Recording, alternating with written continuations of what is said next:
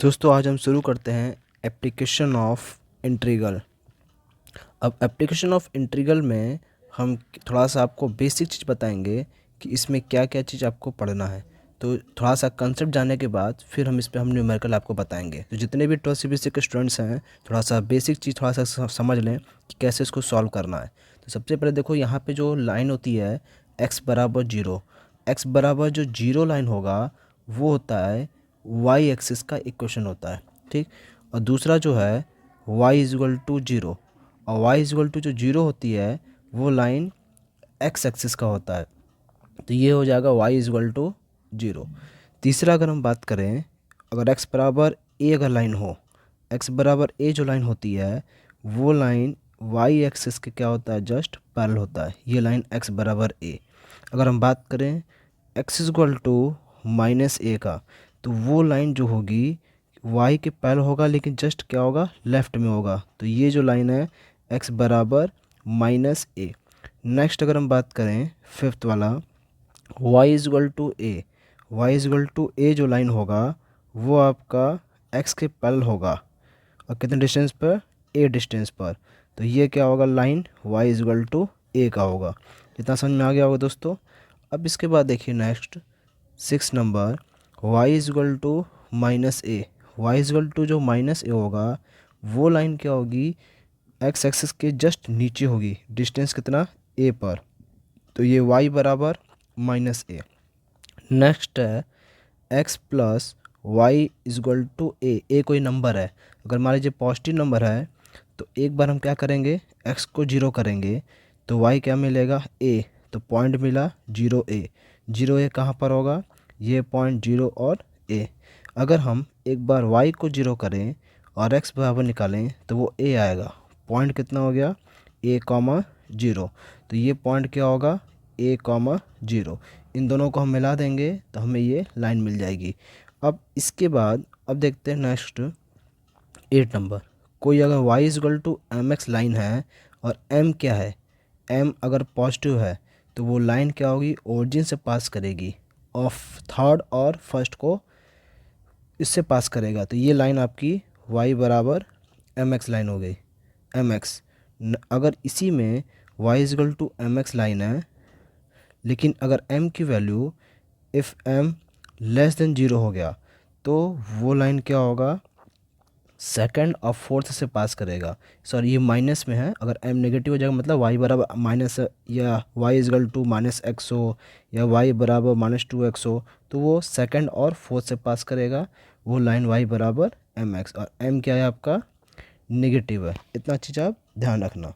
Next हम देखते हैं पैराबोलिक शेप। तो पैराबोलिक में क्या होता है, इससे भी क्वेश्चन आता है पैराबोलिक से। इसके केसेस हैं, अगर Y square is equal to 4ax है तो Y square is equal to 4x क्या होता है, अगर एक लीनियर होता है दूसरा क्वाड्रेटिक होता है। लीनियर अगर है तो वो पॉजिटिव में है तो पॉजिटिव एक्सिस के सिमेट्रिक ही बनेगा, ये ओरिजिन से पास करेगा, ये 0 0। और लेटेस्ट सेक्टम क्या होता है, दो पॉइंट हो दोनों को मिलाएंगे तो कॉर्ड होता है। फोकस से पास करता है तो फोकल कॉर्ड होता है। फोकस से पास कर रहा है, एक्सिस के परपेंडिकुलर है तो इसको एल आर बोलते हैं, जो लेटेस्ट रेक्टम के बराबर होता है। तो इसका डिस्टेंस कितना है, अगर ए 0 है तो ये जो कॉर्डिनेट होगा a कॉमा 0 हो जाएगा।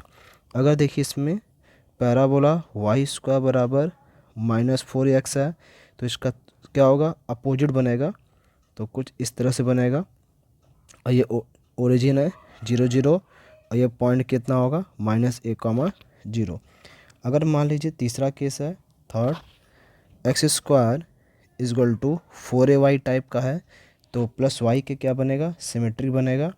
तो ये ऊपर की तरफ बनेगा और ये जो कॉर्डिनेट होगा इसका 0 कॉमा a होगा। और लास्ट है इसका 4 टाइप का पैराबोला होता है, एक्स स्क्वायर बराबर माइनस 4ay है तो पैराबोला कैसे बनेगा, डाउनवर्ड बनेगा, ठीक। और ये पॉइंट कितना होगा, 0 कॉमा माइनस a। इतना तो आपको समझ में आ गया होगा। अब इसके बाद नेक्स्ट टॉपिक है इसी में इलिप्स। इलिप्स के बारे में भी थोड़ा सा डिस्कशन कर लेते हैं। इलिप्स क्या होता है, इलिप्स भी दो टाइप के होते हैं। अगर पहला जो केस है, अगर ए बी से बड़ा होता है तो शेप उसका किस तरह से बनेगा, कुछ इलिप्टिकल फॉर्म में होता है। अगर ए बड़ा है तो ये कुछ इस शेप में बनेगा। ये सेंटर होता है जो ओरिजिन के होता है। ये पॉइंट A0 और ये पॉइंट कितना होगा 0B। ये कोऑर्डिनेट 0-B और ये कितना होगा -A0। ये चारों क्या होते हैं सिमेट्रिक होते हैं। एक का निकाल के हम 4 से मल्टीप्लाई करेंगे तो एरिया मिल जाएगा। इसका जो स्टैंडर्ड इक्वेशन होता है x² +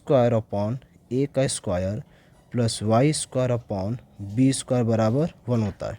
इसी में सेकंड केस है, अगर b a से बड़ा होगा तब आपका किस शेप में बनेगा। तो देखिए ये इलिप्टिकल तो बनेगा लेकिन ये y एक्सिस पे डिस्टेंस ज़्यादा हो जाएगा, ज़्यादा कवर करेगा। तो ये कोऑर्डिनेट है A0, ये कोऑर्डिनेट है -A0, ये पॉइंट है 0B और ये कोऑर्डिनेट कितना है 0-B। ये हमने आपको बताया इलिप्स के बारे में बताया। अब हम बात करते हैं सर्कल के बारे में। इससे भी क्वेश्चन आपका एग्ज़ाम में पूछ सकता है। सर्कल का जो स्टैंडर्ड फॉर्म होता है x - h² + y - k² बराबर a²। यहाँ पे सेंटर क्या है HK है और इसका जो रेडियस है वो कितना है a के बराबर। अगर मान लो कि सेंटर इसका HK वो क्या हो जाए 0-0 हो जाए तो इक्वेशन क्या होगा x² + y² बराबर a²। ये उस सर्कल का क्वेश्चन है जिसका सेंटर 0-0 और रेडियस a हो। अब इसके बाद एक चीज़ और भी आपको ध्यान रखना है y बराबर sin x का। इसका भी हमें ज़रूरत पड़ेगा। y बराबर sin x का ग्राफ जो होता है थोड़ा सा खाली समझा दे रहे हैं क्योंकि इसका ज़रूरत इसमें पड़ेगा।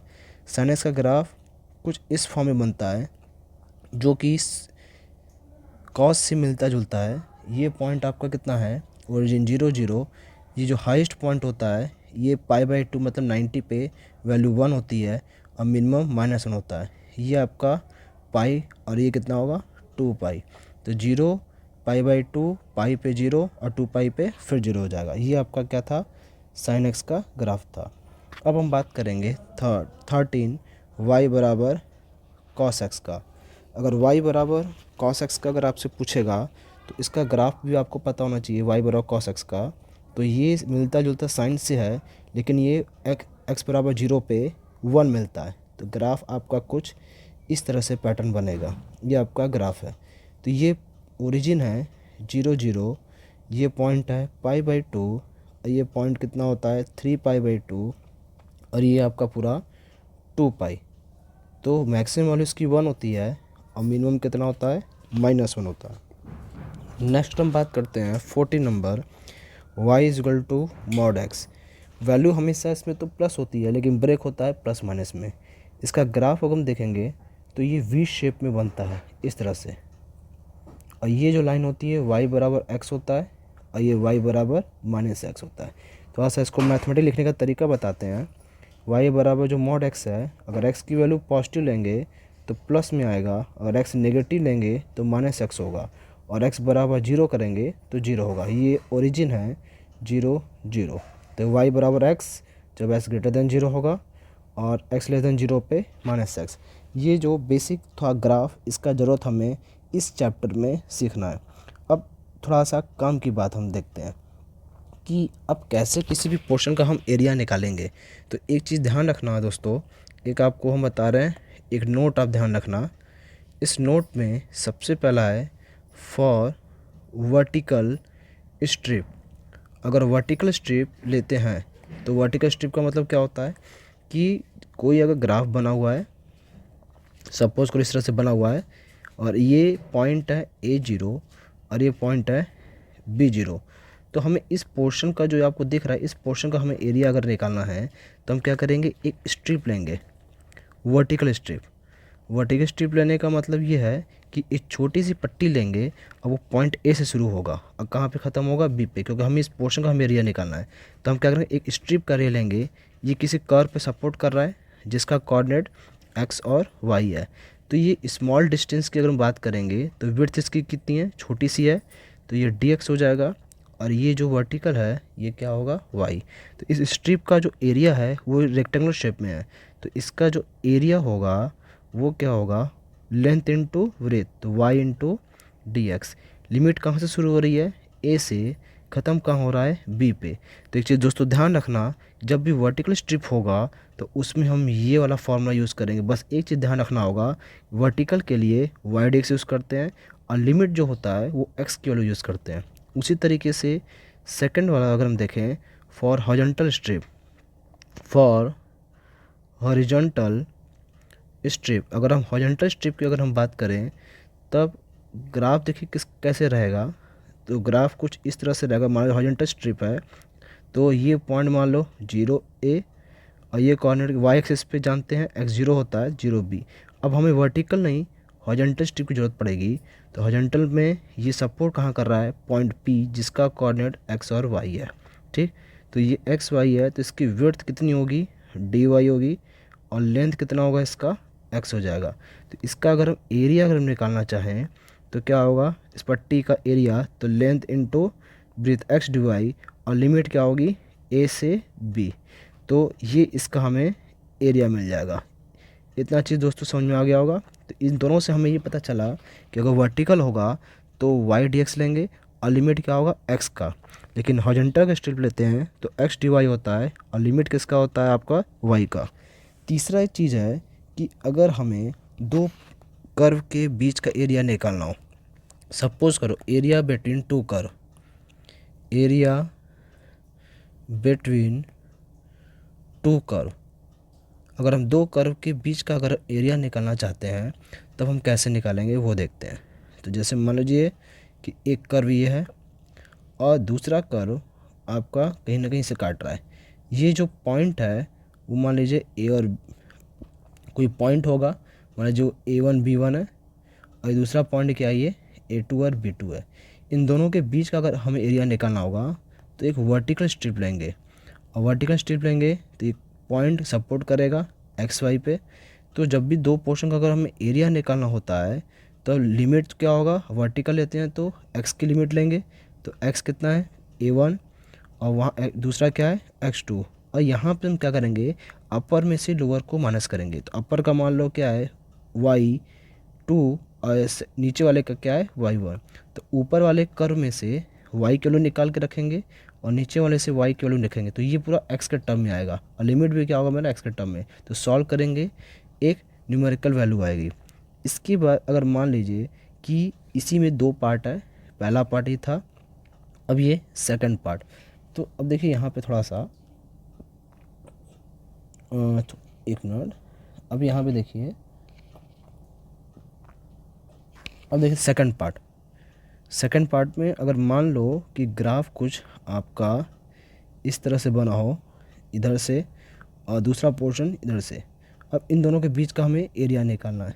तो ये पॉइंट मान लो क्या है A1 B1 और ये क्या है A2 B2 है।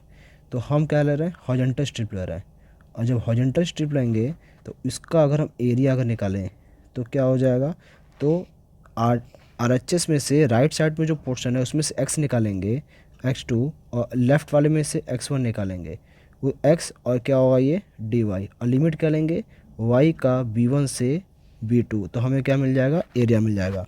तो जो x की जो वैल्यू होगी सेकंड में से वो x की वैल्यू y के टर्म्स में निकालेंगे तो x2 y के टर्म्स में मिलेगा, और x1 भी क्या मिलेगा, जो LHS वाला पार्ट है, जो लेफ़्ट वाला पार्ट है उससे x1 मिलेगा। तो हमें एक न्यूमेरिकल वैल्यू मिल जाएगी। ये था इसका बेसिक कंसेप्ट। अब इसके बाद हम आपको बताते हैं कि कैसे इस पे क्वेश्चन पूछे जाते हैं एग्ज़ाम में। तो इतना चीज़ आपको क्लियर हो गया कंसेप्ट, ठीक है दोस्त।